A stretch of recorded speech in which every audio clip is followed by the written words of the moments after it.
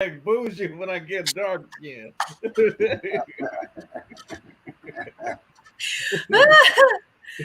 Oh my So, goodness. episode 103, Waggo. Waggo. Waggo. You know how it is on the Waggo side of the game. Come on. How was y'all's trip? It was amazing.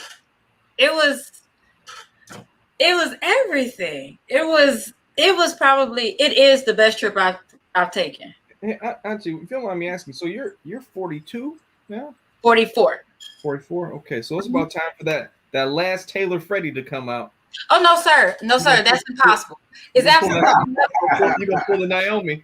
it's medically impossible. And that's why I made sure, because I said as much as I joked about it, it was gonna mess around and happen to me. Because I always told him, I said, you know, you're a Wolf baby, right? Like your mom and your daddy didn't plan to come back to this. He's like, nah, it wasn't no mistake. That's why I asked Pops how he responded when she came home and told him, like, you what? Say what? Say huh? Who did that? No. You sure you don't want to do the It Naomi special? It is medically impossible. The walk off home run. Look, if it happens right now, we all gonna make some money. I got a hysterectomy 2 years ago. If somehow it happens, look here, let's all get paid. Let's all get paid. You didn't say you didn't regenerate it. You didn't regrow a whole thing. Look here, if I can regrow a uterus, man. At first I will cry, then I'm gonna make some money. That's funny. Because I couldn't imagine starting all over again right now. Oh, negative. Negative. We just finished. We just crossed the finish line. Look here, we have 2 adult children legally now. There's no way I could imagine starting over. None. Your uncle, I'm gonna tell you now before your uncle get on here. Your uncle's scared to drink. He's still trying to recover from Vegas. So we didn't get back until last night about 10 something 11. Oh, okay. Oh, Vegas? Yes, sir. Oh, how long were you there? We were there from Friday until last night, so we had 5 days. Yeah. Oh, okay. Yes, and so, yeah, that's the pictures of him at the airport and on the plane yesterday. Oh, it was a struggle. That's a lot of drinking. That's a lot of gambling. That's a lot of everything. But you know what? We left with some of their money, so good. Oh, okay. All right. Yeah, so we were all right. I'm not upset about that. So it was a lot of fun. And it was crazy is I don't even know because so we went out there for Bruno, for the Bruno Mars concert. Mm-hmm. But I gotta say, it was like the whole trip was just dope. It was just dope. We had so much fun. So, nephew, are you a Bruno fan? Yeah, Bruno Mars. I like Bruno Mars makes good music. He does. He's very entertaining. They play some of the. What's his name? Anderson .Paak there. He came out at the end as a surprise. I started crying. Oh wow! I was crying so hard. The ladies next to me, like, "Ma'am, can we give you a hug? Do you need a hug?" I was like, "I can't believe we're experiencing this right now." Yeah, it was. You know what's funny? That reminds me. I just saw that video of Michael Jackson standing in front of that crowd and people just crying and passing out. All he's doing is standing there. Yeah. That's incredible to me. Yeah. So, Pops, have you heard of Bruno Mars? Do you know who Bruno Mars is? I heard y'all were going to see him. Oh, yeah. Oh, you got to listen. I heard the name, but I never saw him entertained, though. Oh, I think you'll like him. He's been around a long time, ain't he? Yes, sir. He's actually been out. When did he come out with Billionaire with Travis McCoy? Well, no, that was before that. Remember, because he was on that. Remember B.O.B. That's right. He was featured on B.O.B. and now B.O.B. is not featured anywhere. Right. Let's see. He was featured on Travis McCoy Billionaire. What year did that come out? Because that was the first time I really remember. Like, I like this dude. Like, who is this dude singing? Well, that was a few years after he was on B.O.B. too. Really? Yeah. I mean, that's the first time. No, I could be wrong. No, I'm not. I'm looking it up now. But I remember. Hey, Uncle Pooh, you okay? Hey. You all right? Heard you're going through a hardship. Yeah, I was going through a hardship. All right, it was rough yesterday. I'm back. I'm back now. I'm back. Good. Well, let's beer in now that we got the usual suspects in here. Yeah. Grandpa, I'm gonna guess Grandpa has his Bud Light Platinum on deck. Oh yeah, waiting to be sampled. I think I saw the blue bottle. Okay. So we know what that is. We know what that's about. Yeah, he found the Old Faithful. He got Old Faithful. Well, Yeah. that's Grandpa's prerogative. Maybe this weekend or something, I'll slide down there and get him some new beer. Give him a little bit. Some different. I might do that tomorrow. Actually, I need to run out and get some stuff for my pet, for Poppy, the bearded dragon I got. What you got, Auntie? You back now. Wait, what you got, Auntie? Are you all drinking the same beer? Is she frozen? No, she's here. I think we got. Can y'all hear? Yeah, am I spotty? You a little spotty. Yeah. It's spotty. Is my ear acting up? Okay. Okay. So we grabbed Rando's, and he gave me. You can't handle the juice, so we're running back with this one for me. Yeah, she got you can't handle the juice. You see it? Yeah, heretic. Yeah, I see that. Sex candy. Yeah. I think last week. Yeah, did we have this last week? Yeah. I think you had last week. One of them weeks. Last week or 2 weeks ago. Yeah, I think we did Dogfish Head 120 last week. It's all right. Today I'm drinking my anniversary scotch Ashley made for me. And oh yes, happy belated anniversary! I meant to text y'all yesterday, but it's actually technically today. We signed our paperwork on the 7th at midnight. Oh wow! Well, happy anniversary! Yeah. We didn't want to. Ashley's like, I like the number 7 better than 6. So I was like, okay. 7. Yeah, there we go.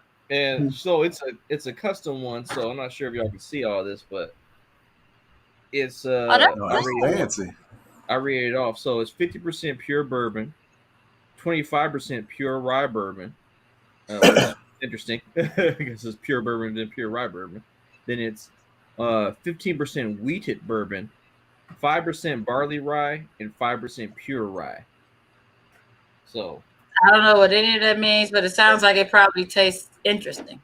So it's just based on the percentage of the wheats and barleys they put into the mixture. So I'm gonna pour some of this in here. I'm gonna say this is an 11 because my baby made it for me.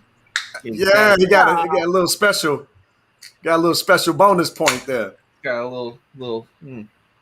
It smells good too. Have you sound? Oh, you had that last week. You say? No, I haven't had this last week. I think I was talking to Freddie. No, you told me that it was specially made. I said I had never heard of making special drink. Yeah, bourbon. Yeah, I never heard that either. I'm learning though. Well, it's a company called Designer Dram DRAM, and apparently you can have them make specialty, at least bourbons or whiskeys and scotches and things of that nature. So I'm assuming they ask questions or something. Like I'm just curious as to how they decide how to make it. Well, I think she just. I'm sure, from what I understand, I think it's. Let me read the back of this. So it's formatted. So it says, "Why is Designer Dram special? It has been formulated specifically for you. One highly skilled master distiller takes your premium aged whiskey from barrels to bottle by very slowly amalgamating and proofing it to your requirements. Allowing plenty of rest time. So this is just the process. Doesn't make sure how they do it. I'm sure they ask her some questions about things like my taste buds or things that I like or things you've seen me drink, and they probably just go through what other people have liked. And everything is data driven, so I'm sure they have some type of algorithm that breaks it down for you. Because look at this. The bottle's nice and everything. Yeah. Yeah. It's all right. So from the site, I'm looking at it now. So from the site, you could determine what percentage of each you want in there. And you know what? I trust my niece's bougie palate. So this is good. This is real. This is real smooth. This is no burn at all. You can probably drink this like water. Oh, that's dangerous. I'm not because I want this to last. Yeah. Drink that like Pop. Like Pop's gonna drink that Bud Light Platinum. But like Yes, platinum. sir. First, I'm gonna lean back. Then I'm gonna take a sip. It did take a sip. Yeah. Well, cheers. Cheers, everybody. Did y'all rate y'all's? Or You know, look at all this sediment in there. Can y'all see that? Look at that. it looked a I'm little going watery. with a 7. I think I think this was I think I was at a 6.5 with this last time, and it actually got better as it got warmer. So I'm gonna say 6.5, 6.75. Okay. She got fancy. Oh, that's good. Okay, I'm like Pops. I'm tough. 6.95. That's where it's at. 9.5. But I'll Pops, give it 9.5. did Bud Light Platinum break into the 7s yet? But like, I thought I made it. I thought it already made the 7s. Oh, okay. All right. Oh, okay. You made it. It ain't. It's close. Yeah.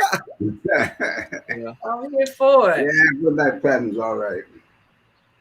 Let me tell y'all about y'all family member. Well, Pops probably won't see nothing wrong with this. But do you know this man asked for a Heineken the other night and drank like 2 of them? Who that? I drank one. You drank 2. Did I? We was winning on the dice table, man. Sometimes you need to wash them wins down with a beer. Yeah, But When you're in the heat of it, when you're in the heat of the moment, you just go for whatever you could think of. You raise your standard, eh? I wanted to see how the other side of the track lived. You got out of jump. Yeah, where the good beer is. I understand. Sometimes you got to go back to the hood just to remember where you came from. Oh my God! You think Heineken's good? Okay, but now that we done got the ratings out the way, I think Grandpa wanted to talk about what was it? You said you want this week. You want to talk about the history of Batista or whatever. Oh yeah. Oh, I forgot about first that. I'm gonna go off the beat. I was telling Josh, and I hope that you ever heard of Vanessa James and Morgan Seapat? They're entertainers of ice skating, and they won. I think they won the championship, the European championship. But there was 2 people, man. I ain't never seen it with the music behind them. I ain't never seen 2 people that click so much together. And the young lady is Vanessa James. She's a black girl, a black woman, and Morgan Seaford, he's a white. Oh, I found him. They skate together in perfect coordination. You got to. It almost brings tears to your eyes when you hear the music going with it. I ain't never seen nothing like that before. So if you ever get a chance, look up Vanessa James and Gordon Seapat with the championship over in Europe. Okay, I just found a link. I'm gonna This put is it in the new? comments for everybody. Huh? This is I like see this history. one. Or are they like they just won or something? This one says December Just one. 13th. No, they've been around a good while, but this particular one, with the music behind it, it almost bring you to tears, man. The 2 people can be so much in coordinate with each other, Beautiful, beautiful performance. Nice. I just put it in the chat. What? Yeah. I had to say that though, because You know what, If you Pops? said- I have seen this before. I didn't know their names, but I have seen this before. Oh, you seen it? Yes, sir. I have seen this. Now this one, they're in black because they got a lot of performers. This particular one was a championship, I think, 2019 championship. And they're both in black. Oh, she's in maroon in this one. He's in black. Oh, yeah, one in black was the one I'm. Okay. Yeah, I've seen this one. With the music to it, boy, it is beautiful. Yeah, I didn't know you liked ice skating, Pops. I mean, I like that one. I mean, they're so well coordinated. I mean, you can't help but like them. Okay. Find your map. Yeah. Okay. They took it to another level. What is this? Yeah, I'm keep this up so I can watch it. But like I was saying, to continue with last week's episode, Grandpa was talking about he want to talk about the history of Cuba, and this, Batista. You always talk about Batista, but you never really brought up how he came into power and all that. You wanted to talk about it, so go ahead, Grandpa. Go. The floor is yours. Nephew, since you want to save your drink, this might not be the conversation for you to have it on because you know that key word. You already said the key word once. I'm gonna load a little bit. Lightly, Batista, he was a sergeant in the Cuban army. Yes. And somehow or another, he got the right connections to get him, into power. And I think he stayed in the power from maybe 35, 40 to about, 48, 49. I'm just, calling. But the duly elected president of Cuba was ousted by a coup by Batista. So he became a dictator.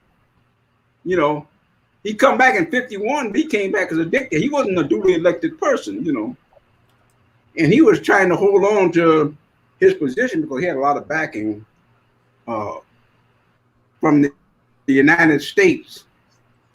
I'd assume from the mafia because Meyer Lansky, I think, was in charge of the stuff there in Havana, But anyway, it was a corrupt society. Let's put it like that.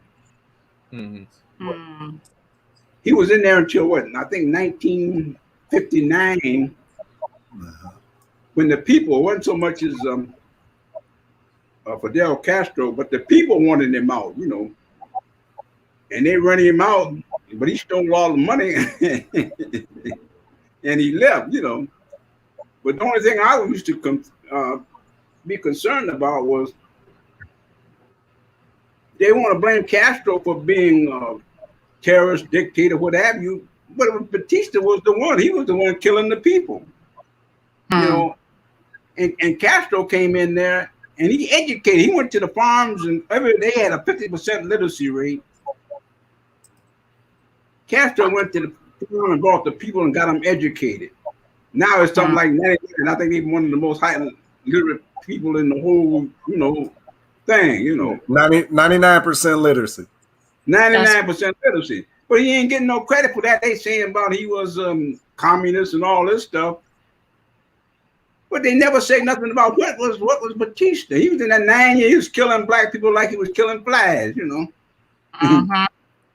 But nobody never even mentioned his name, It's always what Castro did. And Castro did nothing. What he did for Cuba, he'll forever be remembered, Uh-huh.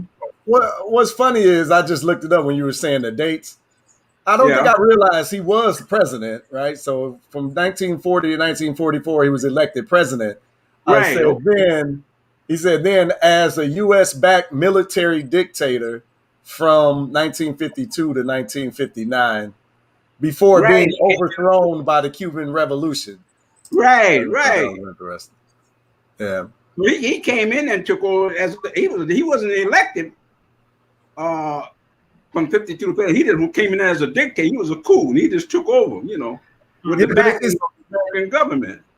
It's just funny because they're always telling you, we don't like dictators and this is about democracy.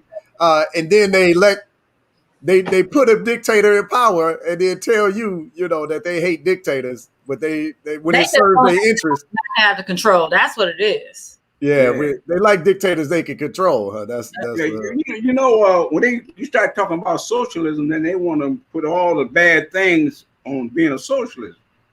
But Chile, remember Chile and Allende? He was trying to help his people, put in some social programs so people don't starve to death, right? They kicked him out and Pinochet come in there. He was a dictator. He come in there killing folks with our backing, with our backing. So every time you speak about socialism, we get behind the other people, So question, this is a question for you, Pops. Yeah. Why when did it start? When did the discussion about socialism being a bad thing start? Because I personally don't understand what's wrong with socialism. I feel like we're all supposed to help each other anyway, look out for each other. But how did the conversation start about socialism being a bad thing? Oh, at one time, see, socialism back in the 30s, socialism was it wasn't a bad thing. Let's put it like that. And communism wasn't a bad thing. It was only until after World War II when communism became a bad. They had communist parties here, but then what you call it, Machine Gun Joe McCarthy of Wisconsin, he made communism and socialism a bad thing, and people lost, and somebody point their finger and accuse you of being a communist thing, and you lost your whole career. Yeah, but who that? Go ahead. Hi, family. Hey, how you doing? Hey. How y'all doing? good. Good. Good. Okay, Dad, I'm getting ready to go to Rouge Park. Oh, okay. Yeah, they got a fountain, so I'm going to get it. Oh, okay. See you later. See you later, sis. All right. So so, Pops, how did they sell it that it was a bad thing if it didn't always have that negative connotation? When it didn't always have it. I didn't think that it did, but obviously somebody was a spin artist. We had communist parties. They was legal here in this country, till after the war, when McCarthy would start pointing at people and calling them communists, as you recall, we've always had that some fascists in this country, like we can consider General Patton, he was a fascist. He wanted to go after World War II, he wanted to go after the Russians, So that force. But then again, we had Paul Robeson, who's going over there trying to learn, about socialism in a sense, just like Walter Ruth and his brother. They went over there to study unionism. And it wasn't no bad thing until people start pointing fingers and say, "Oh, you against the United States, etc., etc." And that's what happened with King got killed until he stepped on the wrong people. I think it was Edward R. Morrows, the one that brought him down, because he ruined he was a senator from Wisconsin, but he ruined a lot of lives. All he had to do was point his finger and call you a communist, and your career was over. You were blacklisted and everything. Well, we got a comment from a guy called, or I'm assuming it's a dude, Hotline Bling 24/7.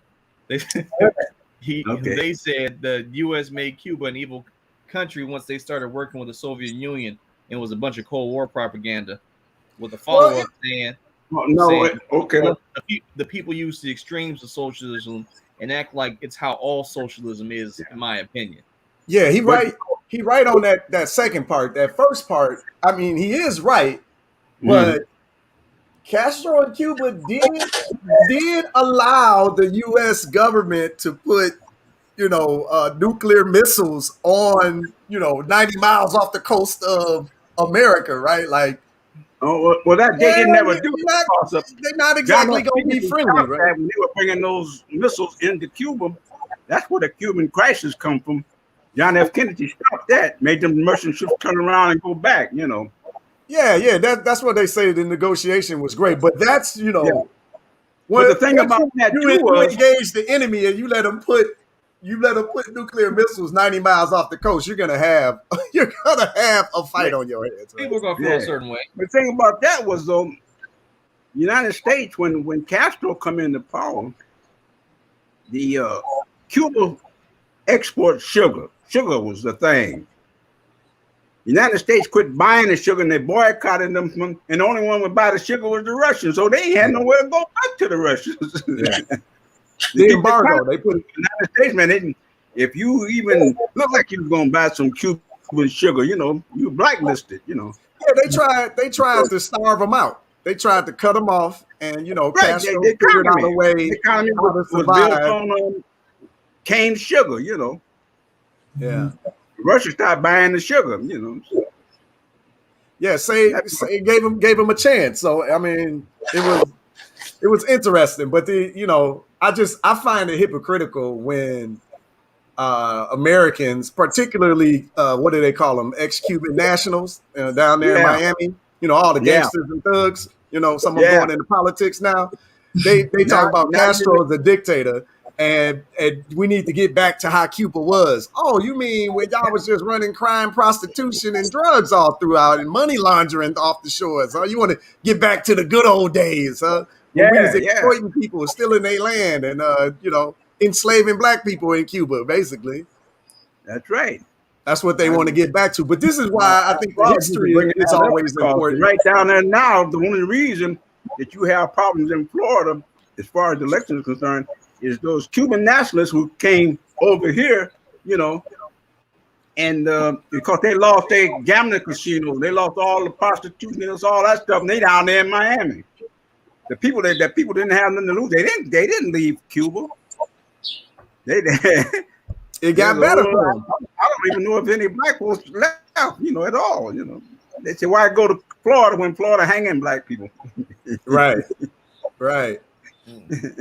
Yeah, and Castro gave him an opportunity. You know, it's like when I was down there, you know, I was on a tour.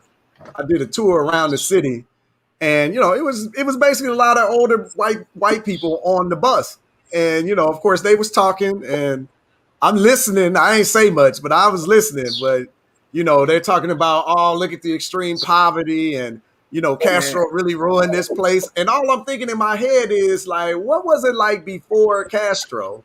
And particularly if I was here before Castro, they might have threw me on the farm, right? I couldn't have got out of there. Like, I mean, but people just kill me having their perspective and then not broadening the scope just a little bit. Now, in their defense, maybe they just don't give a damn about black people. Maybe they just don't give a damn about equality, right?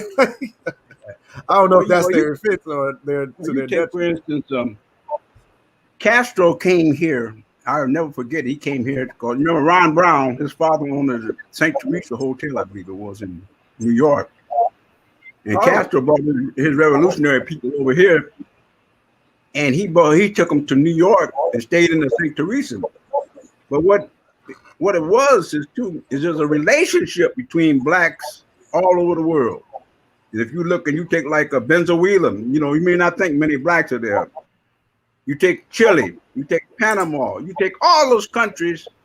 If there's any type of black population, Panama, you take any black population, and all of a sudden, that's a country gonna turn communist and socialist. When the people all they want to damn, they could give a damn about what the government, what they just want to eat, you know, eat and have a job. You know, the vilifying of socialism is just, if I'm gonna be frank, it's pure bullshit. Because if Americans actually didn't like socialist countries, they wouldn't talk to any European countries. They're all socialists. Canada is a socialist country. Hell, America is a socialist country, particularly if you're rich. Then it's really socialist, right? So it's all bullshit. Like it's just bullshit. There's nothing inherently evil. They got all kind of social programs, and even Germany was a socialist, national socialism for Germany, right? Right now, the Germans were sending people to school for free. You could go to school for free. They had jobs for them when they got out of school. They were paying more. Of course, their taxes going to be high because of social programs, right? But man, they were paying people $40 and $50 an hour when we was coming up with the $20 and $25 an hour. You know. Yeah, and I think even part of socialism. Yeah, they make black people. But here's the thing: America has school from K through 12. That's socialism. Like what? Yeah. And then we act like if we add 4 more years at the end of 12th grade, somehow everything goes awry if you give them 4 more years. Like it's ridiculous. Yeah. Go ahead, boss. No, go ahead. I'm just listening. Oh yeah, no, I'm just saying, like, you know, free schooling K through 12 here in the United States. Somehow that's okay, but if we gonna extend it to free college, everything is trash. And now, and what what do they call it? The slippery slope, right? Like you can't be you can't have an innovative innovative economy or a country if the people aren't incentivized to do so. And, I just never really buy that. So, because that's the idea. Well, if you're giving everybody, this social net, this social, and you're talking about socialism. What is Social Security but socialism? What is Medicare but socialism? Finally, the people get a chance to have health care when before they had Medicare, people didn't have no health care. They say socialism will bankrupt the economy, but we give literally trillions of dollars to the banking industry. Fortune 500 companies, we give them zero taxes. All of this stuff that Reagan did, right, in the 80s, right, when he lowered the tax rate from 90%, corporate tax rate to 90% down to 33%. Then all of a sudden, it ain't no money for nothing no more. Like, so the thing is, I'm sorry, Auntie. No, go ahead, nephew. Go ahead, baby. What I was going to say is it's been proven that the higher you go in terms of like wealth, the less people actually spend. You know what I mean? Like if you give poor people, or I shouldn't say even poor people, even if you just give middle class people some extra money, they're going to spend it all. More than likely spend it all. Like what do we keep hearing of the problems in our society today? That most people don't have $1,000 saved. It's because they're constantly spending. Like that's like what I was watching a documentary just yesterday talking about universal basic income or something like that. And just say if you gave $1,000 a month to everybody, right? This is extra $1,000 a month, that it would actually increase the economy by like 1.13% or something like that. It would increase the economy 1.6% like that for the first few years, and then it'll be normal like growth or whatever. Versus if you gave a wealthy person that same the equivalent of that, it only increases the economy by like 0.36% every year. So it benefits everyone if you allow people who, for the most part, are just trying to make it by, and you just give them enough money to where their basic needs are taken care of, so the floor is raised and everything else they have is extra. People tend to spend in excess. Yeah. That's a natural human thing. Like a lot of people, even if you're a good saver, every once in a while something creeps into your ear that maybe I should do something for myself. I should treat myself, and that helps push the economy because if everyone started to really save and things like that, that would devalue so many things, and inflation would go through the roof. You need the wheels to keep spinning. You need to, essentially, you need to grease the wheels. Give people money, and they will spend that money. That's just what happens in bulk society, which will grow more wealth and give people more opportunity. Because who buys most goods and services?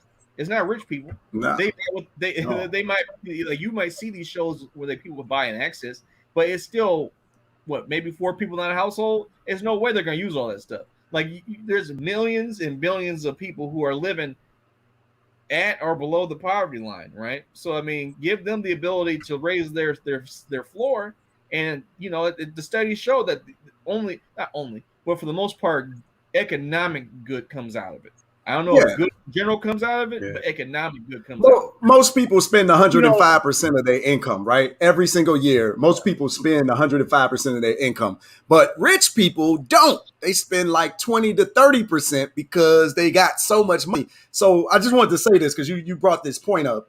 There's this bullshit going around called the fair tax. They've been trying to push through the fair tax plan for... I've been aware of it at least 15 years. I don't know if it's been around longer than that. And every year it seems like they gain more and more ground. And the basis of it sounds good. You shouldn't just be randomly paying taxes. You should only pay taxes on what you spend. So the whole thing is you get all your money, and then every time you go out shopping, the sales tax will be higher, right? So instead of, say, 10% sales tax, it might be 20%, right? So it's taxing consumption and not taxing income, which sounds good until you start saying the things that you just said. Most people spend 100% of their income. So that means they would get fully taxed. Whereas if I'm making $3-4 million a year, I might spend $500,000. I might spend $1 million, which means I got $3 million that I just can dump in my account tax free. But most people, they making $100,000, they spending $100,000. So then that person gets taxed on all of his money, and this other person is just pocketing 75%. So that's the bullshit. If you hear the fair tax thing too, they speak that about shit down. trickle down economics. Until I become rich, then it's different. Trickle down economics would work if there was something trickle down. Yeah. If you give people on top a tax cut and they put that money into operation, more jobs and everything, then you're gonna get something trickle down. Well, if they take it and put it in a bank somewhere, ain't no trickle down. So ain't nothing helping the economy unless some of that money gets down to the little guy, a good economy. Just like right now, it seems like some of the jobs, getting jobs being plentiful. That's because somebody getting off of some money, somewhere. But one example too, they were talking about cheap labor, and they were over in Asia and stuff, getting the cheap labor from the Chinese and stuff. And that cheap labor made billions of dollars for people, right? Mm-hmm. But what they did, they didn't bring the money back in the country to pay taxes on it. They put it in an offshore bank somewhere. Mm-hmm. And the money's sitting there and they're growing, living off of it. Off of that cheap labor.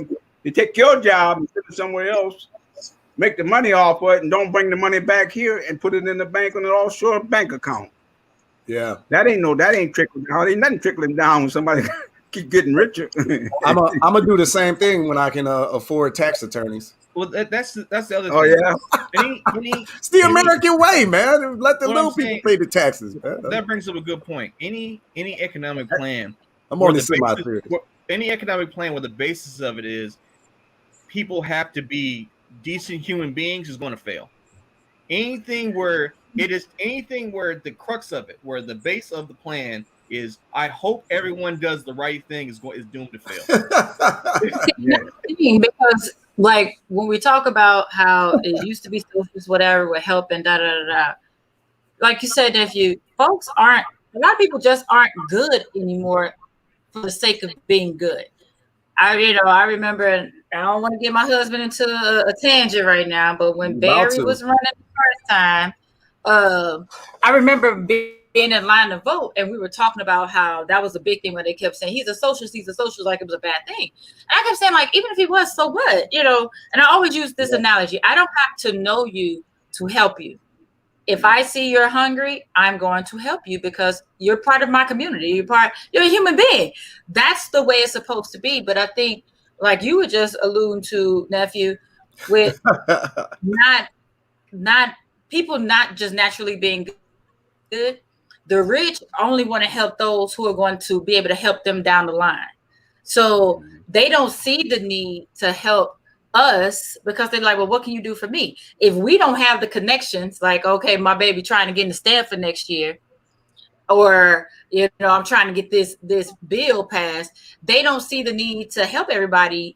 They just look to help their circle with people that they can get stuff from. They don't even have the people that they like. It's just who they can use. So it's a disgusting cycle. It's a disgusting cycle of how people can sit there and have so much money, so much excess money to use it on frivolous things, but don't want to help somebody who's just hungry. They're just hungry. Right. We're all supposed to be able to be educated, eat, and be healthy. Period. Those are basic needs. And it's just they really want to make it seem like you have to earn those rights and privileges. It's not a privilege, it's just life. I love it because you're just a decent person. But like the comment that said, you gotta, huh? And then I was like, don't act like you're not a decent person. Well, I'm not. I'm a capitalist. Stop it. I know, I get it. But like the Hotline Bling said, you got to count on peopling, right? And like, honestly, like, man, the population of people ain't been shit for a long time, right? I mean, if you just look at the last 400, 500, 1,000 years, right? It's just always been murder, rape, kill. Like that's pretty much the record that's been playing out. And it's really no different now. Like we just saw what happened this week. The Haitian president got assassinated this morning. I saw it came. That was this morning. He was assassinated. Yeah, yes, he was assassinated. What? The news said he was assassinated this morning. The Haitian president. And he was backed by the American government. Oh, wasn't? Yeah. Biden was behind him, right? Huh? Biden was behind him. Whatever our policy is, our foreign policy might have changed, huh? Well, yeah, they supported the president who was assassinated. Yeah. But I mean, I don't know. Obviously, I don't know. They got him at his house. Yeah. I mean, I don't know. I don't know. I don't know the background of it either. Right. Like, I don't know if he was a good dude. I don't know if he was a bad dude. I just know that a sitting member of a major political office on this earth was assassinated this morning. Yeah. Yeah. Exactly. That's all. I don't need to know who he is. It's just the fact that it's the president of any country that gets assassinated in their own house on just anything. Yeah, somebody with some connections did that, right? Like I don't know what happened, and like America was backing him, but when America don't back you no more, they change. So that's just like Saddam Hussein. Saddam Hussein was overtly backed by America until he wasn't. Gaddafi was not an enemy of America until he wasn't. He wasn't. You know what I mean? Then when he wasn't, now you're disposable, right? Well, this reminds me when I was talking to somebody about why capitalism actually works. It has nothing to do with business plans or anything like that with America. It's the violence around it. It's about the fact that America spends so much money on its military budget that when people come to collect, they have to speak really, really softly, because America will call you an insurgent in a second, and then now your land is our land. Now your land is our land. Like, you don't want to play that game with America. We will roll up on there real quick over $5, man. Like the people. That's when we was talking to people, because they, we plan on leaving the country, right? We want to live outside the country, and they're like, "What? You gonna give up your citizenship?" I say, "What? Not be a friend of the bully? Nah." Like I want the military bully. I want to be able to go into that embassy. My people fought and died for this country. We ain't giving up nothing. I might live somewhere else, but if something go down, I'm walking in the embassy. My passport clean. We going. I need to get in there, fam. Uncle Pooh Bear gonna show up with that Apollo Creed uniform. From it's just like Nelson Mandela was a political prisoner. He was on the run. But I just found out the other day who found him. It was a Central Intelligence Agency that awoken the South African government where Mandela was. So basically, they was the reason he spent them 27 years in prison. That's kind of. I just recently heard that. I didn't know that, but I do know this: that Randall Robinson tried his best to get the United States to put some sanctions, censorship. What do you say? Sanctions. Thank you. I'm getting on forgetting, but the sanctions on them, and they refused all those years. Mm-hmm. The only reason that Castro is Mandela was out of jail because of Castro. Right. Because Castro came over there and fought 8 years over there and threatened the South African government to the point where they had to release Mandela. Yeah. Most people don't know that part of the story. I never heard that. I have never heard that. Yeah, you never heard that? So Castro, black people. Check Angola and Namibia when South Africa was trying to take over Namibia. Some kind of like Grandpa, you've always told me that Mandela and Castro were cool, but you never told me that story. Now that's interesting. So I didn't think about the 8 years of Cuban and Castro. They were talking about sending him people to die. He said, "No, I'm sending them home." They went home and fought over there for 8 years. Yeah. So like when Che Rivera, he was out training. Rivera?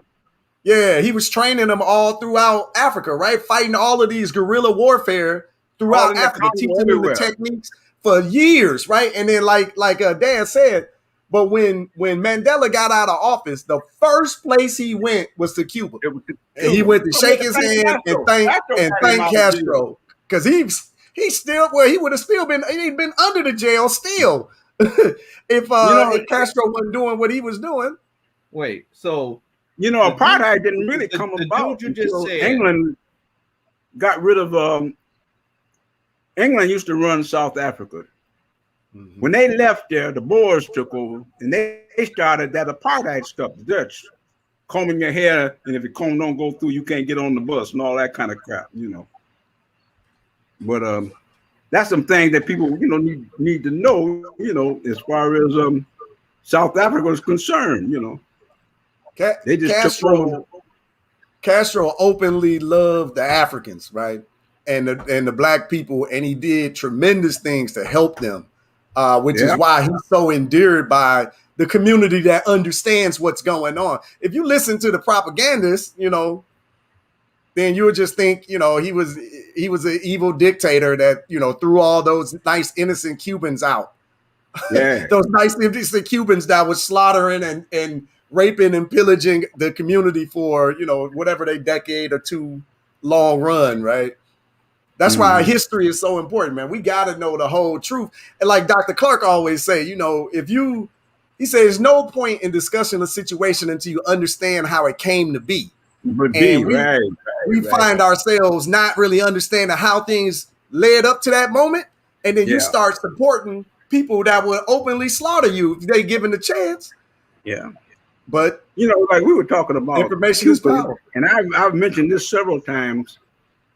Cuba was taken from Spain, from the Spanish, 1898. By who? They took it.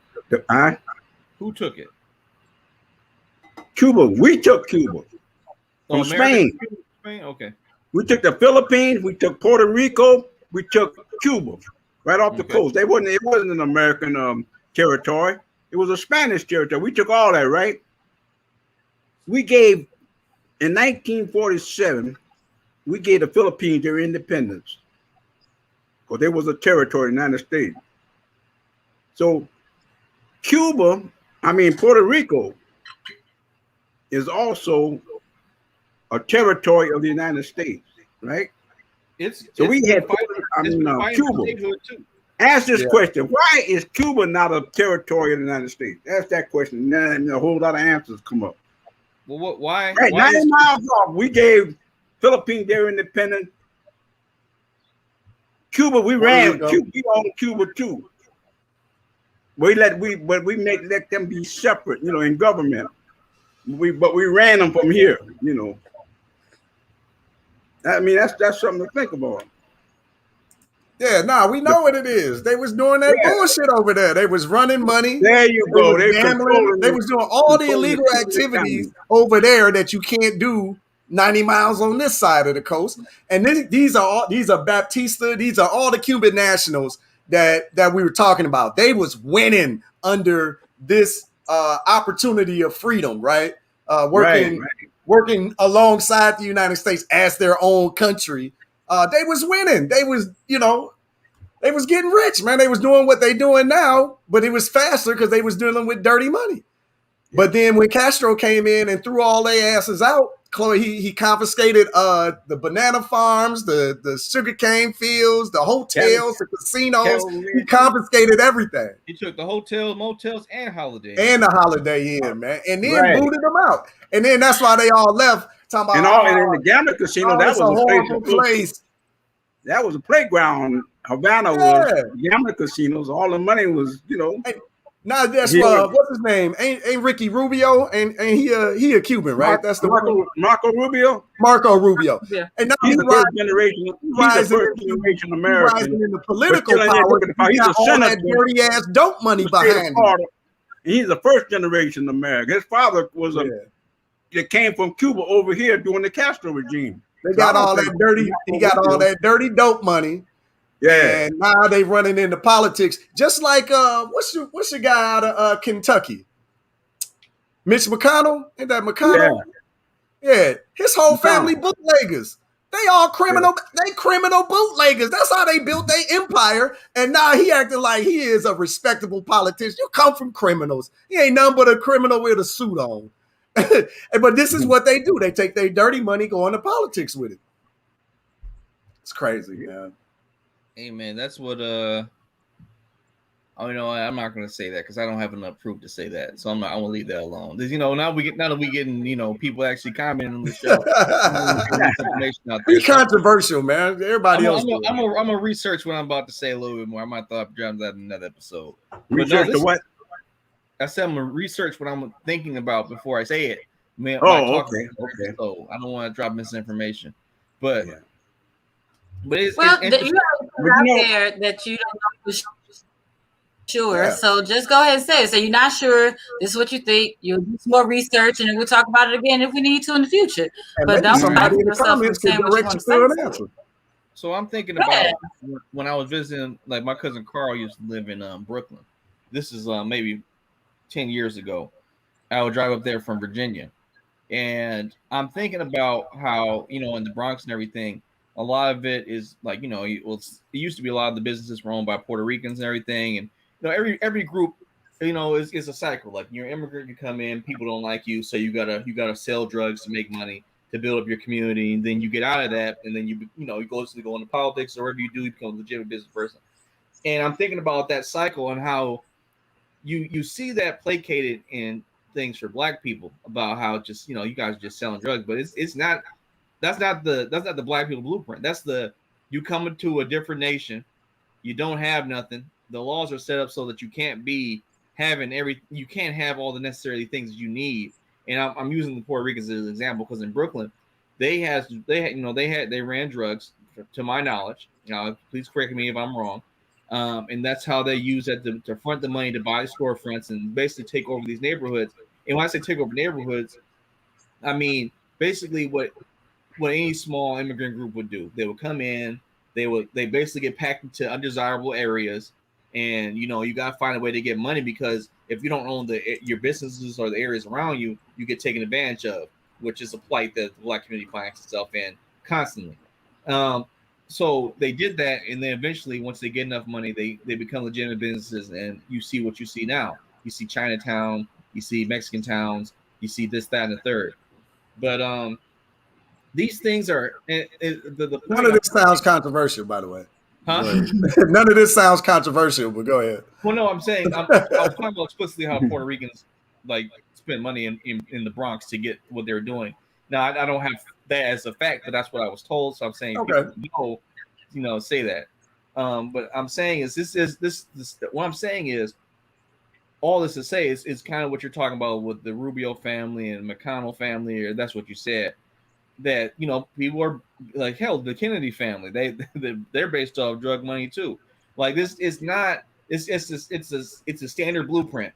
You don't got any resources. People like drugs. Bam. Let's be drug dealers for a few years, if not a generation or two. Let's stack this money up, and then let's become legitimate. And that's when you can buy. It's real simple our stuff. You can buy prestige. That's what colleges are for. So I mean that's my little rant about it. Yeah. No, I feel like you in there, but that man, I don't know. Drug money is one thing, but like what they was doing down in Cuba, I don't know. Now the drug game is legal, right? Like not well, at least marijuana is legal, right? Not all the drug game. No, I mean if you're a pharmaceutical company, all drugs are legal. All drugs are legal. Yeah. Now we talking because they go again with the overlap, right? Big money, big pharma, and decisions being made, right? A couple of 2-3 big pharmaceutical companies is making the vaccines for the world. Like how much money they making off of this stuff? Everybody gotta get vaccinated. Everybody's your customer. Everybody. Wow. Boy. Somebody got paid off to make this happen. They definitely. I'm gonna hit on this part about gambling. I remember back in the day when the gambling was controlled in New York, and it was a crime. They catch you, taking money for gambling. The numbers, right? Policy, a lot of people went to jail for the numbers, and now we got the lottery. But them people went to jail for the numbers. They didn't get none of the big kick that the states got. So now we got a legal lottery. It's okay. But back in the day, if you played it and they put you in jail. Something wrong with that picture. Something wrong with this picture. Happened with weed.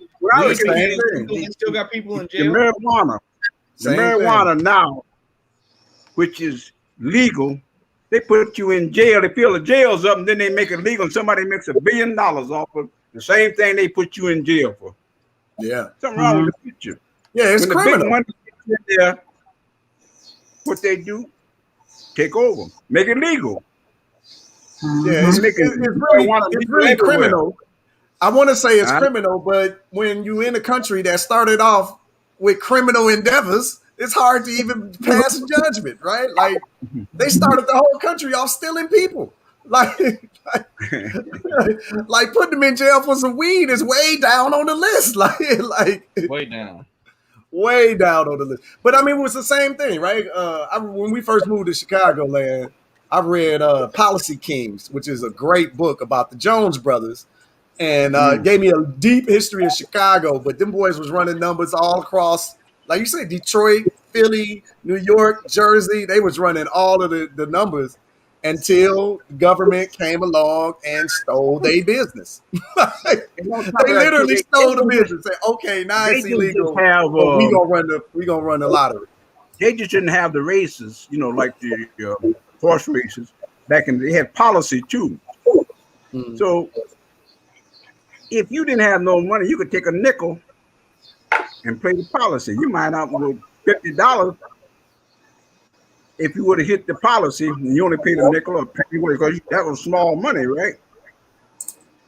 But if you weren't making but 75 cents a day and you took a nickel and hit the policy, that might give you food for the whole week, Mm-hmm. But all these things they made, it was illegal, Of course, it affected the black community because that's where it was going on at, right? So they take and put you in jail and you working for nothing. Then all of a sudden now we got the lottery, $1 billion, $2 billion, and all that stuff. The state's getting money, but you never think about the history of our people that suffer when they put you in jail for something that they making $1 billion off of now. I mean, even with the marijuana, all them black folks locked up because what they always been doing in this country, over policing our community. It's not that white people don't do drugs. I went to school with white people. They do drugs, like real drugs. The thing is, the police officers ain't over there searching them, random searching seizures. Look like you might got some weed or got something on you. They're not pulling none of that. And even if they do find them with it, they let them go. They don't take them to jail, get a record over some damn marijuana. They be like, oh, kids are gonna be kids. But it's when it's your little children, your little black boys and girls, they ass going to jail. And the judge throwing the book at them. It's the same thing, man. The country just ain't never been right. So that's the only thing, Chris, I just said you just got a naturally kind heart because you still want to believe that these people are all right. They not acting right. Like my man said, people. United States definitely going United States. So the thing is this, it's not that I want to believe it. Like I know what it is. I just know that I can't wait on anybody else to do what I know is right. And that's just how I'm going to live. And I don't, it is sad because I don't. That's the sad thing. I don't expect people to think like I think. I don't understand why they don't. But I've had enough experience to see that they just naturally don't. They just won't. And so it's still, I will say this, is that even though it's one of those situations where it's like, just because I'm not surprised doesn't mean I'm not disappointed. So it's just like, I expect it, but it's still disappointing that people are so resistant and combative towards just being kind. Just like I was telling you about the couple yesterday. I'm like, how hard is it to speak to people? Just eye contact and say hello. I don't think that's a hard thing. It's just, and I think, and I guess I'm just also of the belief that I don't know. I like being nice. I like smiling. That's why I got my smile lines now. I notice them coming. I don't care. But it just throws me out that some people are just nasty. Some people are just negative. And I feel like that there have been way too many times where people, things could have changed for them if they just had somebody just do a random act of kindness for them. So why not? And it's a shame that a random act of kindness is eye contact, a smile, and hello. That should be normal. It's a low bar, right? It's very low. That should be normal. Hold on, Auntie. There's something I want to tell you. So I was apparently, this is actually a law that's still in Michigan, but they're trying to push it in California now. That you can be charged with rape by seduction, which is basically what you just described. So if you take someone out, guy or girl, right, go out on a date, you pay for the date, right, or you guys do whatever you're gonna do, and you then go back to either other place consensually and then have sex. The person can either person can go back later. The person who got taken on the date, right, can go back later and say, "I feel like this person seduced me. I feel like I was raped." Wow. They're trying to pass that now. Look that up. So it's almost like how. And this is actually in Michigan right now. This is an old law called seduction. What? Yeah, look up laws of seduction. Apparently, you can go to jail for quote unquote seducing someone into consensually having sex with you under normal means. Look this up. That's wild to me because I remember whether alcohol is included or not. Yeah, this is purely seduction. This person convinced me to have sex with them, and I feel like I was like either against because they were nice to me. Huh? What the what? Because they were nice to me. They showed me a good time, so they seduced me. Now they were charged, like there were kids charged a few years ago for seduction. These dudes got charged with seduction for having sex with this girl. She later felt that she was seduced, or that's what the court said that she was, because it was a white girl and 3 black kids, and this is in this is the western side of Michigan. They said that she was seduced and that these boys got charged for it. Wow. It's let's just say, and they're trying to pass it in California. All us on here could charge somebody because everybody had a little game ran on them before. You'd be like, oh, they got me. Like, they called me on a good day. I was feeling kind. But are you serious? All right, it's ridiculous. This is unpopular, but that's kind of Bill Cosby got charged 20, 30 years later. Like 20, 30 years later, you could just decide that you upset. Like that.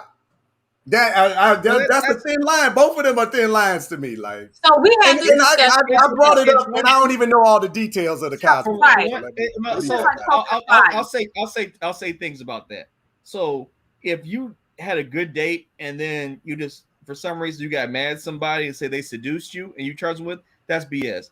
But if you got raped and based on how our society is, you're too terrified to speak about that. That's a completely different issue to me. And that's so we had this conversation the other day. And rape are two different things to me. Exactly, because it's a difference between whether it's 2 hours, 2 weeks, 2 years, 2 decades.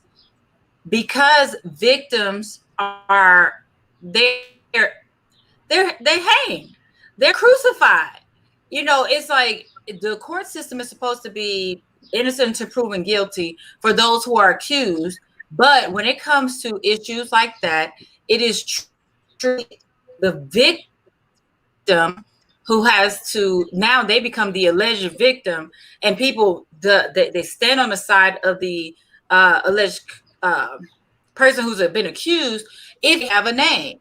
Right? If they probably have a name, then they stand behind, because we've seen this guy on TV. We've seen this guy play sports. So we're going to stand by them first. And especially in situations like that, for the regular Joe Schmo, if a woman was date raped from an app or a guy she met at a bar, she would be hesitant to give that information up, period, because there's this lack of belief with that, because then there's this discussion on how much she drank, why she was by herself, why she wore what she wore. It's all this defensive stuff that comes along with it. And that's the average Joe Schmo. But then you expect that some woman is going to say, you know what, I'm going to tell what America's daddy, what the president, what this professional athlete, I'm going to put myself out there, because when I make this claim, it's not going to be small. It's not me just going to my local police district and filing a claim and seeing what they're going to do. Once I file, my face is everywhere. It's everywhere. And I'm criticized and crucified by everybody. And sometimes it does take them 10, 15, 20 years to finally say, you know what? Why do I have to carry this shame and guilt around myself for 20 years? Now, whether the men did it when they were younger, and I do believe in second, third, fourth, fifth chances, because who you were 20 years ago shouldn't be who you are today. We've all made mistakes. Absolutely get that. Maybe he's grown. Maybe he'll come and apologize. Say, you know what? When I look on the moment, I did act out of character. What I did was foul. Maybe I shouldn't have gone that far. I can respect that. But to sit there and say, the whole argument is 20 years ago, that's flaky. That's flaky. The time frame it doesn't matter. Now, what if in 20 years from now, all those victims came back and said, you know what? Somebody paid me to lie. Then they all filed. Then they go to jail. They all gotta go to jail. They all gotta go to jail. They all gotta go to jail. Like you, absolutely. Like nobody's livelihood like that. Didn't some of them already say that they were lying? Yes, some of them did. But I will say this: if you are a person who says they got raped and then turn around at any point in time and later and said that's a lie, you deserve every punishment the person and shit like that is the reason why real victims have a hard time coming out, because people have lied so much that it's hard that when people truly are victimized, they are still treated like the villain because of what somebody else did. And it's foul. It's foul because there are a lot of damn victims out there. I just want to see the same energy. Like whatever happened to, I still don't know if any punishment happened to the woman who said she lied on Emmett Till. That old lady. I know, because she just passed or something, right? Then she just died. She was alive for a little bit of time. I don't know how long, but like 40 years. Like she just died recently. Not recently, but like in the last 10 years or so, right? Well, she was alive when she admitted that she lied. Right. So between that time and the time that she died, I didn't hear anything happen to her. Shit happened to her. She a white woman in America. This is why they just, man, I don't get me started on that rant, but white women in America have notoriously done that shit. So forgive me for being a bit insensitive on the Bill Cosby victims, but white women in America be lying. They be lying. That's just, they be lying. I'm not open with my trust. You done got a last minute guess. The last second. Well, I guess we on for a second longer then. What's happening, Troy? Hey, how you doing, my man? Good, man. Hey, fam. Troy, this is my grandfather, my uncle, and my aunt. Wow. I guess we'll have a little longer show today. No one's talking to me at my job right now. So we were supposed to have. You didn't take your anniversary off? Huh? You didn't take your anniversary off? No, my anniversary. What? You didn't take the day off for work? How are you working today? Actually working. Oh. Shit, I'm a good shot. But anyway, if the wife working, you gotta go on and who just started his business. But I just talked to Troy yesterday. So you've been in the food industry for 40 years, right? Or more than that? My family's been in the food industry for a little bit over 40 years. And I grew up in it. So a long time. That's when he said 40. I was like, talk about he been in it for 40 years when he came out the womb. Started a fruit stand when he was 5, man. So I invited Troy on the show yesterday because we were talking about black people's customer service in just customer service in the business industry. And it went a little back. It was respectful and everything. We're going back and forth. But I was talking about the historical things of like why black people are in the financial straits they are. And Troy pointed out, he was like, well, we have to be responsible for the education part of the business.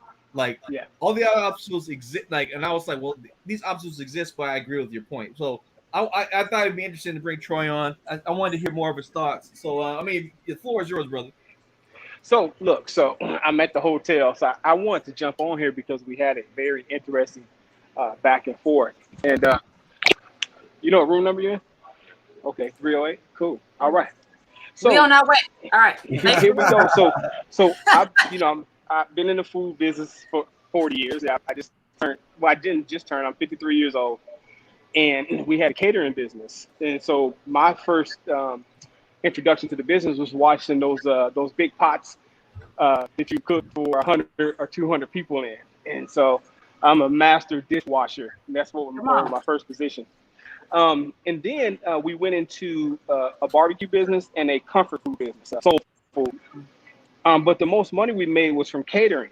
And since we had two restaurants at one time, you can make more, on the catering side, especially if you have a kitchen. Absolutely. And so what we were talking about yesterday was the service and then the historical business from a standpoint of not getting funding, right? But what was happening, especially in my first business, when I came out of the Air Force at 26, my family helped me purchase a barbecue restaurant. And I didn't have it set up as a business, and I was just living off of the receipts, and it's a cash business. And so when it came time to go get a bank loan, even though I had like $300,000 in revenue, I couldn't show that to the bank because I was taking money out the register and buying cars and taking vacations. And so what we didn't do at first was set up as a entity, whether the S Corp, C Corp, LLC. And I meet a lot of young people or people who open up restaurants because they can cook, because they're passionate about cooking. Mm-hmm. They cook at the cookouts. But it's one thing to cook at a cookout than to cook for 300 people a day, right? Mm-hmm. And so that takes who's going to go to Cisco, who's going to go to Sam's, who's going to handle all the operational part, right? Who's going to pay the taxes? Who's going to pay the payroll taxes? And if you're just a good cook, what happens is that other stuff becomes a burden. And so to the point, I lasted in my own barbecue restaurant a year because it was the most money I was making at that point. I think I was 26, 27 years old, but it was also the most depressed. And that's when I learned that all money ain't good money. I was taking cruises and fancy trips and couldn't figure out why I didn't want to wake up in the morning because I knew at 4 a.m. I had to be up at that barbecue restaurant. I had to be inside all day. And, I only had a break from 2 to 5 because that's when people ain't eating. I'll be in there in tears sometimes. So I recommend anyone who's going into the food business, you have to be passionate about the food, but you have to surround yourself with people who are passionate about the books. How much does a plate of barbecue cost? What is your profit center? What we found was our profit center was our fountain drinks. Well, a lot of small businesses don't want to buy the fountain. They want to go get some Coca-Colas from Sam's. You know what I'm saying? And so once we bought the fountain, the syrup, which was an investment, we realized that it cost us less than 3 cents to serve a soda we were going to sell for $2.50. So we're making more money on the soda than we were on the meat. And so just be aware. And as it relates to black businesses, back then it cost money to get a merchant account. Now it doesn't. You can use Cash App, you can use Square. There's so many things you can do to accept money. And a lot of small restaurants, all they want is cash. Some of it because they want to stay off the grid. They don't want to report the income. And other of it, I think, is just being, I want to say lazy, but just not considering the customer and how easy it is to pay if you go to a more established restaurant.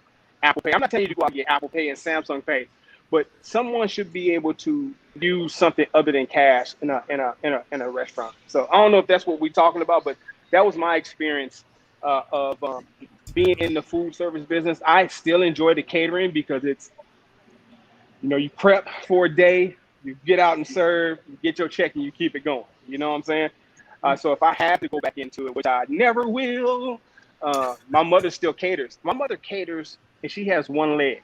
Okay, my mother's 70 years old. She got one leg. And when she did a party for 300 people, I tried to stop her, and she looked me dead in my eye and said, "Baby, do not take this from me." That's the level of passion that my mom has and my dad has for the business. Me, it was just a check for me. You know what I mean? So I was chasing money with an experience that I had. And my parents, this is their life. This is what they do. And I wish I could I'm a big StreamYard fan. If I was at home, I would show you my mom's kitchen. My mother has a handicap accessible kitchen. She has 2 Sub-Zero freezers. She has 2 ranges and one of those fancy microwaves. And she cooks like she's still in a restaurant, even though she's homebound for the most part, because that's her life's work. Yeah. It's not my life's work. It was a check for me. Well, I could definitely say, man, you're more than welcome to come back to show us that. Well, like, so quickly, I don't know how much time. I'm gonna send that to you. I'm gonna send the emails to you when I get a chance. Okay, what are you doing now? So, are you still in the food industry? Are you consulting? No. So I sold my restaurant, and when I got out of Air Force '94, I sold mine in '95, right? And my parents kept theirs, so I was still around it, and we still have Knowles Catering. But now, the 50-year-old sons and stuff, we out the way. We got nephews and nieces that are in their 20s who do all the prep now, and so it's still my parents' business. They have 2 businesses. They have a catering business, and they take care of elderly people in their homes. It's called Knowles Boarding Care. And so we have people who are like 75, 80, 90, who people can't take care of them. My mother, with her one leg, still takes care of them. She was bathing my aunt.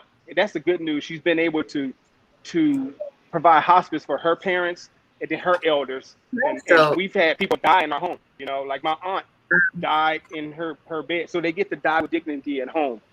And so that's the 2 businesses they run. Me, I had a career in telecom when I come out of the Air Force. In fact, when I sold the restaurant, I was a fiber optic technician. I would dig a trench for 3 miles to connect buildings. This was back in the 90s when the internet was new, right?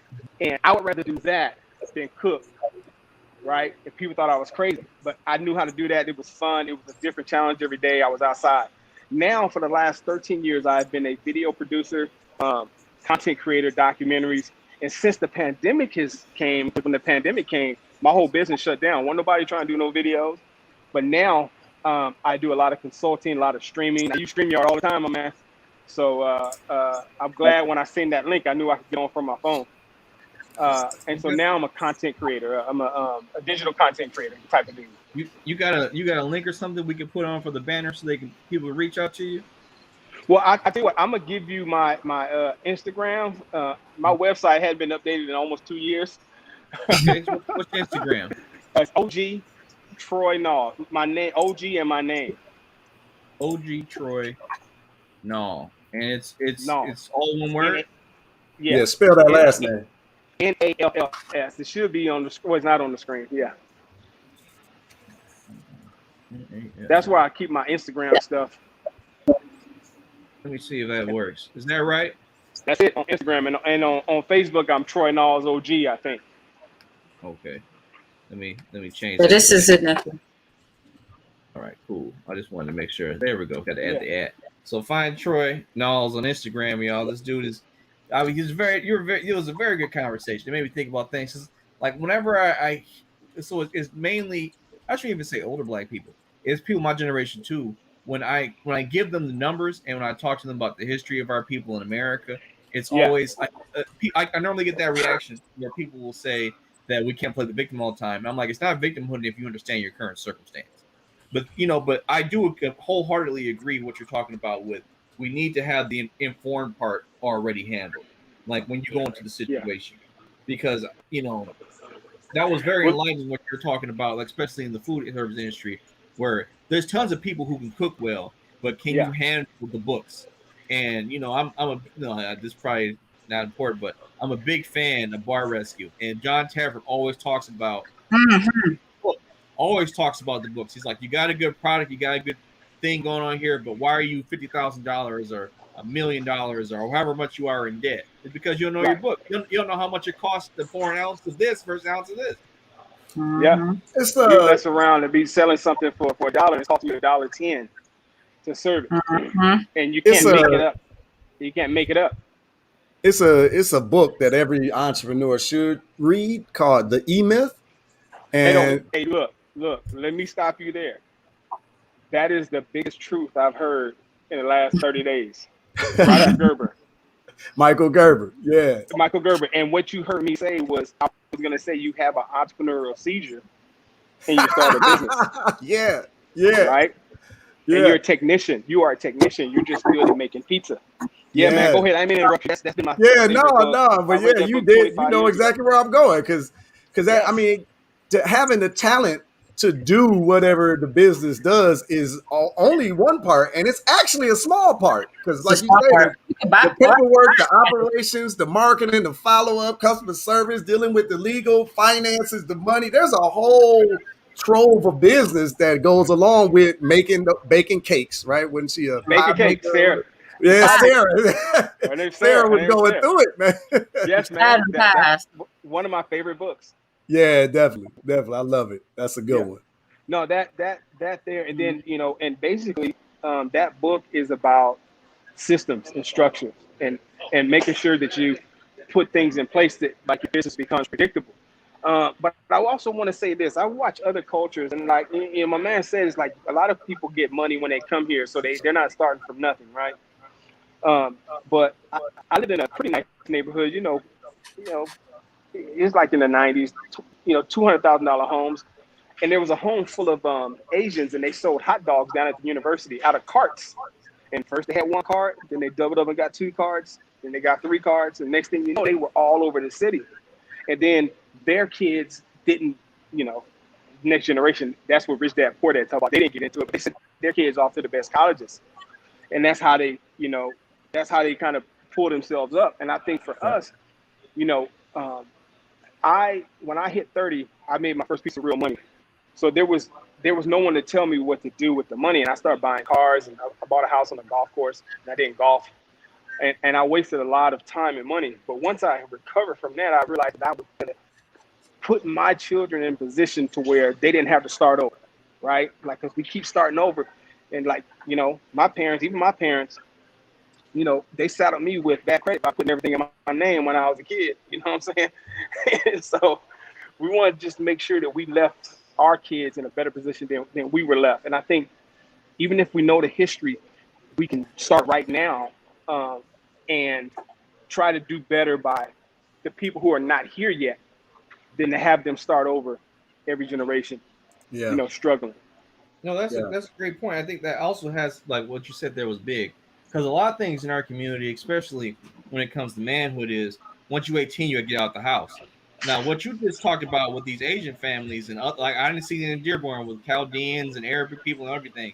There'll be the Mexicans people doing it. They've been doing it too. Yeah. It'll be 50 people split between 2 houses that they families own, and they save up money. Now you got another house. Now we're going to divide our people in between these 3 houses. Now y'all got some money, you buy a house, and it's not just honorable, and it's not, you don't get placated that you aren't an adult because you saving money or whatever. But like in our community, it's expected that once you turn 18, you're supposed to have everything figured out. Get out of my house, you a burden.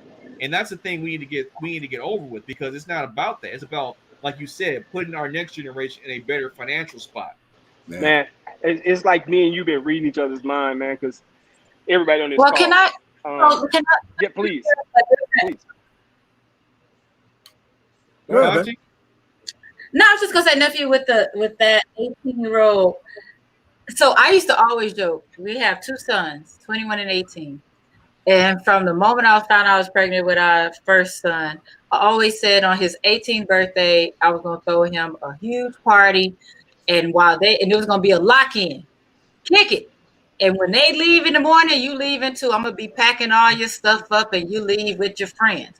But it wasn't because of burden. It's just amazing when you grow up differently, you plan to parent differently. And that's why I'm grateful that, I did marry someone who was raised differently from me, because I grew up in survival mode. Yeah. Period. It was all about survival. And for him, it was about being nurtured to find out who he was and having that love and support. So that's what he knew. I know, don't get too comfortable letting me do everything for you, because you have to figure out how to survive through struggle. Not that I want you to struggle, but I don't want life to hit you at 25, 27, 30 years old, and you've never struggled and had to dig your way out, because I always had to dig mine. So it wasn't about a burden at all, because hey, I love my babies. I spoil on them all day, every day. But at the same time, I want to make sure that should I die today, because it could happen, that my kids know how, period. I just want them to know how. That's why when we were in Vegas this week, I said, hey, what I want for our anniversary, I want you to do this, this, and it was all house stuff. I just want y'all to be able to know how to take care of things. I've always told them they started doing their chores when they were pretty young. And people were like, oh, that's a little rough. I'm like, no, because I don't want them to have to depend on anybody. You should know how to cook. You should know how to clean. You should know how to iron. You should know how to change the filter in the furnace. You should know how to check the fuses in your car, the tire pressure. I can't be here forever. And I can't do that forever, because at some point, they're both going to be the heads of their household. So if it's in my head, if at 18 you can legally go buy your smokes and go fight for this country, why shouldn't you be able to take care of yourself should something happen? And that's how. So it wasn't about pushing them out in any way. It was just, my thing is, if it's not 21, 18, then when is it? Because I'm afraid of coddling, especially when we talk about the black man. We talk about the emasculation of it, and they claim it's my fault because of the mama spoiled the black boys too much and don't make them learn how to be men. So I've always felt like I've been on that line of supporting and nurturing them, but then also allowing them to grow and be able to take care of themselves. Like I said, they're adults now. But and it's a different conversation to let a 30, 40-year-old sleep in your basement and he ain't doing shit, as opposed to some young 22, 23-year-olds figuring out life and working, doing whatever it is that they're doing and saving their money because you're building a plan. That's different. These 40, 50 years old, you just laying in your mama's basement. That's why I say I always that's the stereotypical stuff. That's what I always struggle with. What's the actual guideline? Like, okay, are we going to say by this age, by this credit score, by this much in the bank? Like, what's the guideline for you to be able to get out there and say, okay, you got to be able to, because I'm just speaking as a woman. Like, I'm thinking at what age, at what point am I cool with a dude living with his parents and not, like, if we're planning on the future, I need to know that you can help take care of what we're having. And that as a woman, that I'm not also about to mother you and whatever children we have because you haven't been out there on your own. If I'm the Asian family, right? I'm the 23-year-old, 25-year-old youngster living in Troy's the Asian situation, right? I'm one person in this house. We doing our thing. I meet a woman and she got an issue with me because I'm being smart and fiscally responsible. We're not Asian. As we build this empire. I'm like, this ain't the person for me.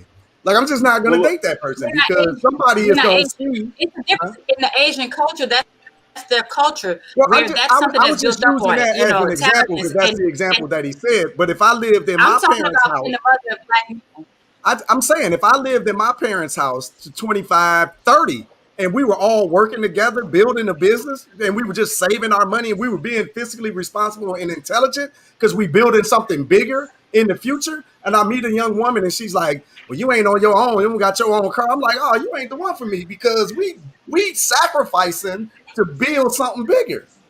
Yeah, it is cultural. That's not what let me tell you. So, okay, I'm sorry, I missed it.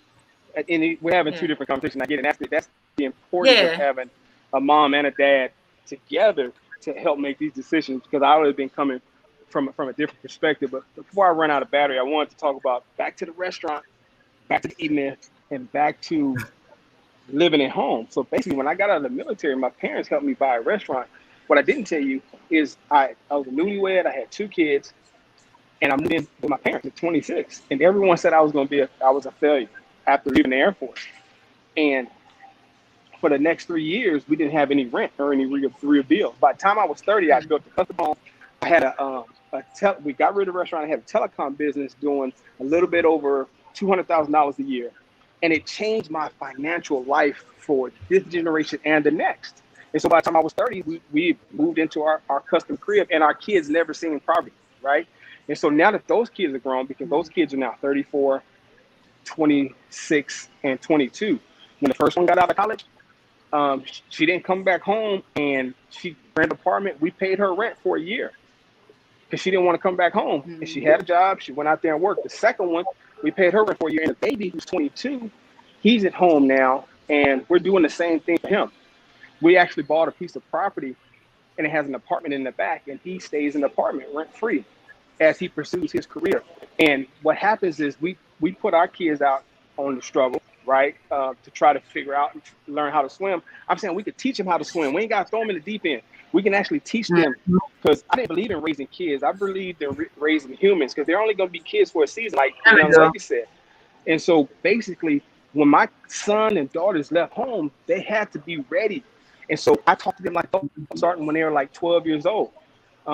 They can question, why do we do this? So why do we do that? We had a thing in our family where my mother wouldn't let us drink our water or our Kool-Aid until after we finished eating, right? I went off in the Air Force. They made me drink 16 ounces of water before I ate. They said to keep hydrated. So I came back and asked my parents why, and they said they didn't know. That's just what grandma did, right?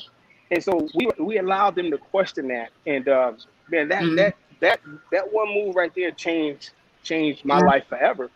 But it looked on the outside, especially in our culture, like I failed. It was kind of hard in the beginning, because I had to convince my wife and her family that this was a good move. She fought it. They said leave and cleave. You know what I'm saying? That's what they said. That's what they told us. And I'm saying, yo, this is gonna give us that head start we need. Mm-hmm. Well, you know, we got some friends that did that, moved into their parents' home. Let me say this real quick before Troy has to go, because when people say leave and cleave and they quote that from the Bible, what they don't also understand is culturally back then, you live, like if you're a woman, you moved into that family's home, because normally the son was still living with his family. They helped build up wealth, and then they bought him his own plot of land. Like, people don't understand that. You have to understand the history of what leave and cleave is before you start quoting things from the Bible. Absolutely. Because even back then, you stayed with your family until you were set up. Because it's a simple thing, like we were talking about earlier with socialism.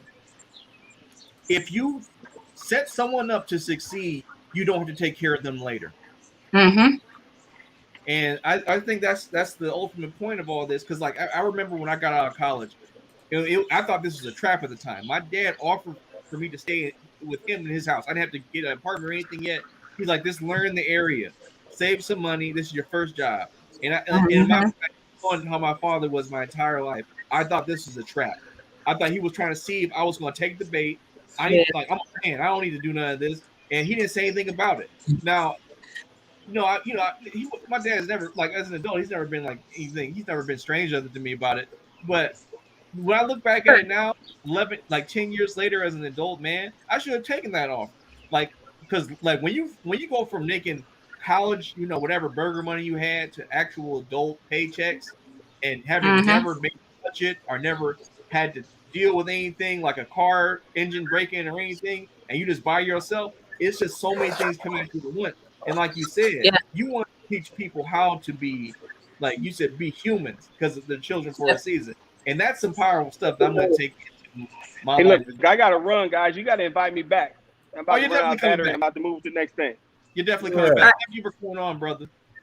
Thanks, and saying hi to Grandpa, man. I didn't hear you talk, but I was, just want to say hello to the elders.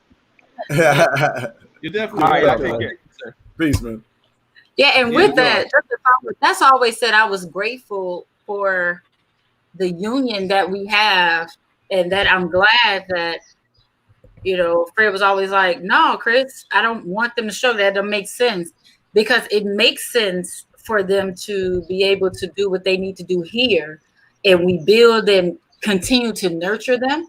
And I had to realize, that's a shame I'm getting teary-eyed. I had to realize that I really didn't want my kids to grow up like I grew up, but I just want to make sure that they can make it in this world. You know what I'm saying? Like that's just always been my fear, that they can make it, but I don't want them to have half the struggle I had, half of it. That's why we've made the decisions that we've made. That's why we've made the sacrifices and things like that, so that they could have more of the history that their dad has. I want them to look back on their lives like he does, and not like I do. So I'm glad for that. It's all right. You come give you a hug. No more. It's okay. But I think about that, because if it was just me, I probably would have pushed them. I would have pushed them too hard. Question. I would have. Is Troy from the Detroit area? No, I just met him yesterday. It was in this Facebook group I'm in, and we were just arguing. We're not arguing. We were discussing, just black restaurants and the standard tropes that people will say about customer service. And I'm like, let's talk about that. He's not from Michigan.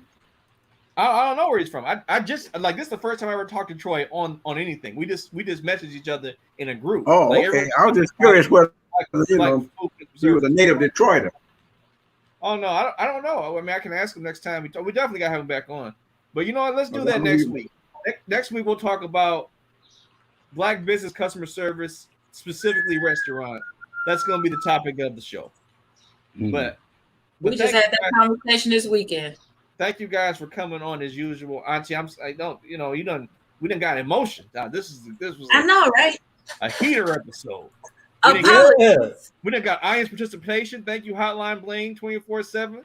Right, Hotline Bling been in it. Yeah, definitely been in it the whole time. And but thank you, Grandpa. Change your lower third, baby, before you go off. Nephew, change your lower third before you go off. Oh, you're right. Oh, thank you, Grandpa, for dropping all that. I did not know about Castro fighting that war for 8 years, and I did not know about that at all. Thank you for dropping that. Uncle Pooh, thank you for being able to make it. I heard you were going through a hardship. Auntie said it was bad. I'll send the pictures offline. But no, I love you guys. This is a great show. We didn't have Grandpa engaged and everything. This is great. Yeah. Did it. I'll see you guys next week. I actually do like to prepare. I'm taking Ashley out to dinner tonight for our anniversary. So that's why I was looking at your sharp haircut and your shave and stuff. I said, it is the anniversary. Nephew about to get fancy. It's too hot for her fancy jacket though. You get her something new? Oh yeah, I actually got her. I got her a new bag, but nice. I'm sure she'll post it at some point if she wants to. But I love you guys. We'll see you guys next week for another heater episode. That's all we doing from here on out. I ain't crying no more. Ain't crying no more tears. See you guys.